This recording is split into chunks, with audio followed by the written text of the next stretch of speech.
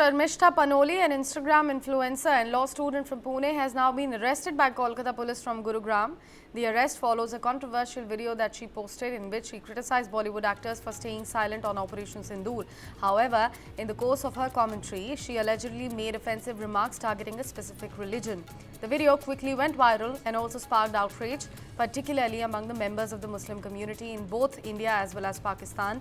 Many, in fact, also demanded legal action against her, and she began getting death threats. Amid the growing controversy and backlash, Sharmishta deleted the video and also issued an apology further. Despite this, a formal complaint was lodged with Kolkata police. Authorities issued multiple notices to Sharmishta as well as her family, but they reportedly went into hiding.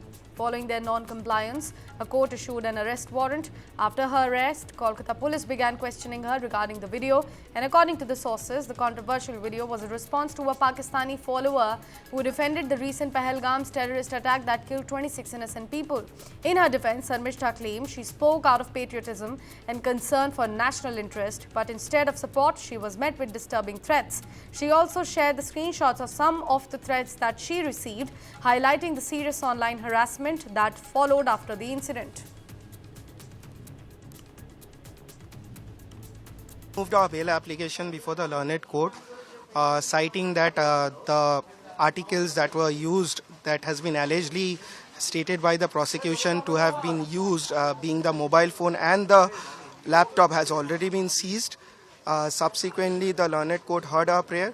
The police custody prayer was sought by the prosecution, which was turned down and rejected, and subsequently the accused has been remanded to judicial custody till 13th of June 2025. FIR महुआ मित्र के खिलाफ था। माता काली के ऊपर कितना घटिया टिप्पणी किया, कोई एक्शन हुआ?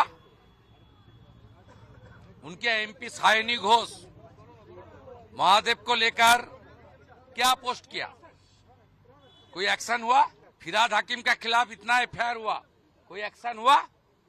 एक्शन जो सनातनी है उनका ऊपर होता है, और यहाँ सनातनी का गाली देना लाइसेंस है। देखिए, उनका टिप्पणी का साथ मैं कोई मंतव्य नहीं करूंगा, लेकिन ये लोग जो कर रहा है एपीजमेंट पॉलिटिक्स कर रहा है। एक खास समुदाय जिनका उनका वोट बैंक है, उनको तुष्टीकरण करने के लिए कर रहा है। महुआ मित्र जब माता काली को, माँ तारा को टॉक शो में सीधा गाली दिया, 200 एफआईआर हुआ, कोई एक्शन हुआ? नहीं हुआ। कोई अपमानित जनक बातें बोलता है तो मैं आज नहीं 50 बार मैं असेंबली में बोल चुका हूं, साहब ये एक इससे बहुत बड़ा लॉ एंड ऑर्डर की सिचुएशन खराब हो जाती है। हमारा देश धार्मिक देश है, लोगों के अगर जो रिलीजियस सेंटीमेंट हर्ट होते हैं तो लोग मरने मारने को तैयार हो जाते हैं, और आप देखिए पूरे देश में कितनी बार ऐसा हो रहा है। लेकिन मैं देख रहा हूँ हमारी सरकार महाराष्ट्र की ये बिल्कुल फिक़ा परस्त सरकार है। अगर चाहे MF हुसैन साहब ने कोई देवी देवताओं की तस्वीर कोई बना दी जिस पे लगा हिंदू भाइयों को कि हमारी सेंटिमेंट हर्ट हो रहे हैं, तो उनके खिलाफ इतने एफआईआर हुए कि उनको हिंदुस्तान छोड़ के भागना पड़ा, और वो जाके इतने मशहूर आदमी, उनका इंतकाल हुआ कतर के अंदर। कतर ने उनके इतने मशहूर होने पे उनको नेशनलिटी दे दिया वहाँ की। छत्रपति शिवाजी महाराज की माँ के खिलाफ अपमानित शब्द लिखे गए, तो पूरी लाइब्रेरी पूना की तोड़ी गई, और कहा गया कि होम मिनिस्टर ने कहा कि हम जेम्स लेन को अमेरिका से लाकर मुकदमा चलाएंगे।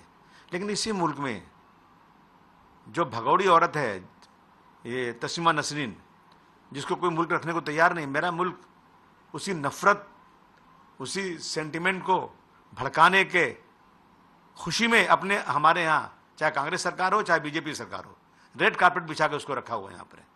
मेरी मांग है कि ऐसे लोगों के खिलाफ एक कानून बनना चाहिए। ये स्पीच एंड एक्सप्रेशन के लॉ को लेकर के उसका जो बेनिफिट उठा रहे हैं लोग, उसको ख़त्म किया जाए।